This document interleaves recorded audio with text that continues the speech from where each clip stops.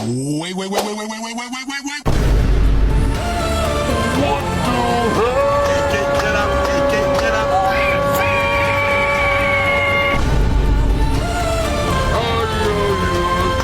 Get up, untuk tempo. Tentu yang diberi. Assalamualaikum warahmatullahi wabarakatuh. Perkenalkan, nama saya Nurul Hidayah. Saya dari kelas 2C PGMI dengan NIM 123100070. Nah, di sini saya akan memberikan penjelasan tentang penjelasan dari kelompok 9. Nah, di mana bahwasannya materi ini sangatlah penting bagi kehidupan saya sendiri. Nah, kan secara bahasa masyarakat itu adalah suatu kumpulan yang dibatasi oleh suatu budaya yang mereka itu memandang sebagai suatu yang serupa. Nah, jadi dengan kita memahami tentang masyarakat, kita dapat mengajarkan definisi dalam Islam sebagai kumpulan individu yang terkait oleh nilai-nilai budaya dan syariat Islam. Nah, dan materi ini juga membahas tentang pentingnya pendidikan kesejahteraan. Tetapi dia ini juga mengajarkan kita tentang bagaimana nilai-nilai sosial, bagaimana nilai budaya, dan saling tolong-menolong sesama manusia. Nah, karena kita ini kan sesama manusia yang diciptakan oleh Allah Subhanahu wa Ta'ala. Nah, maka bagi kita harus saling tolong-menolong dan berbuat baik kepada setiap manusia. Nah, dan materi ini juga menekankan kita untuk pentingnya etika. Nah, dalam hubungan antar manusia seperti persaudaraan dan kejujuran. Nah, jadi dengan kita membentuk etika yang baik dan menjalani hubungan yang harmonis, kita ini dapat memberikan kontribusi positif bagi setiap masyarakat. Nah, dan Islam di sini juga menegaskan kita untuk menjalin hubungan silaturahmi pada setiap persaudaraan agar agar tidak ada yang iri ataupun dengki. Maka kita harus menjadi contoh yang baik untuk kedepannya. Nah, itulah nilai Islam yang harus kita lakukan. Karena semua manusia ini diciptakan oleh Allah Subhanahu wa Ta'ala. Nah, jadi semuanya itu sama, setara, tidak ada perbedaan, dan kita ini juga tidak boleh melihat seseorang itu dari status ekonominya. Karena Nabi Muhammad tidak pernah mengajarkan sifat seperti itu. Nah, di sini saya akan melanjutkan pembahasan kedua, yaitu pengertian dari kelompok 10. Nah, jadi pentingnya materi kelompok 10 ini bagi saya ialah kan ilmu pengetahuan itu kan berasal dari kata ilim, yang diartikan sebagai petunjuk atau arah yang diketahui oleh seseorang. Nah, dimana kan dalam Islam segala ilmu pengetahuan itu kan berasalnya dari Allah Subhanahu wa Ta'ala.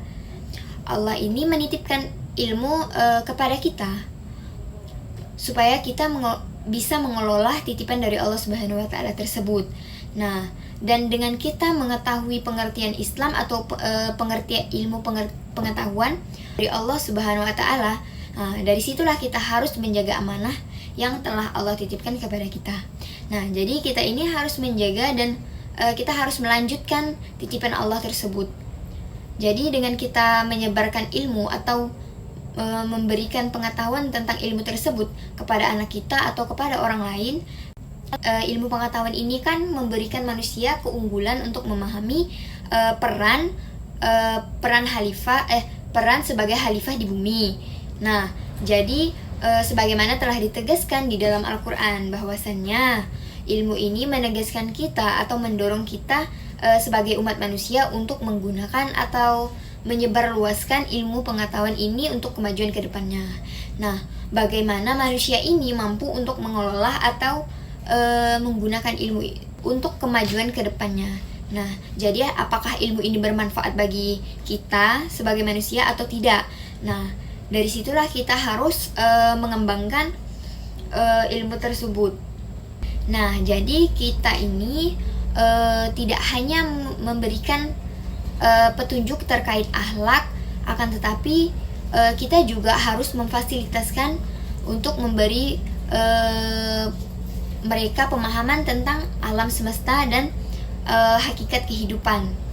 Bagaimana alam semesta ini menyebar luas atau bagaimana alam semesta ini bisa berkembang dengan ilmu pengetahuan ini memberikan petunjuk dengan baik. Nah, dan dengan ada juga nilai-nilai dalam ilmu pengetahuan. Nah, tidak hanya diperoleh melalui akal dan pengalaman, akan tetapi dia juga memberikan kita wahyu yang diberikan oleh Allah Subhanahu wa taala. Nah, dan hal ini memastikan bahwasannya ilmu pengetahuan itu tidak hanya bermanfaat secara material, akan tetapi dia itu juga mendukung pengembangan kita, pengembangan spiritual dan kualitas kehidupan manusia. Nah, jadi keseluruhan yang dapat saya ambil dari sini ialah menerapkan ilmu pengetahuan dalam konteks Islam itu tidak hanya memperkaya intelektual atau individu, akan tetapi dia itu juga memperdalam hubungan kita dengan Allah Subhanahu wa taala.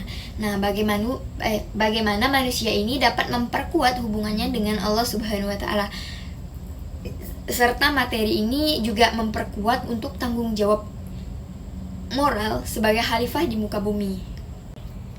Nah, untuk memperoleh ilmu pengetahuan, strategi yang saya gunakan ialah dengan membaca secara aktif. Nah, di mana menurut saya ini fokus pada materi yang jelas seperti membaca buku, membaca jurnal, dan menonton video dan sumber lainnya. Nah, itu dapat memberikan saya pemahaman yang cepat, dan saya juga akan berusaha untuk memahami konsep tersebut secara mendalam. Nah, yang kedua itu saya dengan berdiskusi atau bertanya. Nah, di mana diskusikan dengan orang lain atau bertukar pikiran dengan orang lain. Nah, dengan bertukar pikiran dengan orang lain itu juga dapat mendapatkan pemahaman yang lebih cepat. Nah, seperti kita bertanya kepada pemateri yang tidak kita ketahui. Dan yang ketiga itu ada dengan mencatat atau merangkum. Nah, jadi saya itu lebih sering menulis apa yang telah disampaikan oleh pemateri. Nah, itu juga dapat mempercepat memberi pemahaman kepada diri saya sendiri. Nah, karena bagi saya mencatat lebih bisa cepat saya pahami. Nah, dan yang keempat itu dengan praktik langsung atau penerapan. Nah, jadi pengetahuan dalam situasi nyata memperdalam pemahaman dan keterampilan. Nah, jadi seperti apa yang telah disampaikan oleh seorang guru atau dosen, seperti misalnya dia mengajarkan kita tentang sholat. Nah, jadi kita harus menerapkannya agar kita dapat memahami lebih cepat. Nah, mungkin cuman itu yang dapat saya sampaikan dari strategi saya sendiri. Jadi kurang dan lebihnya mohon dimaafkan. Wassalamualaikum warahmatullahi wabarakatuh.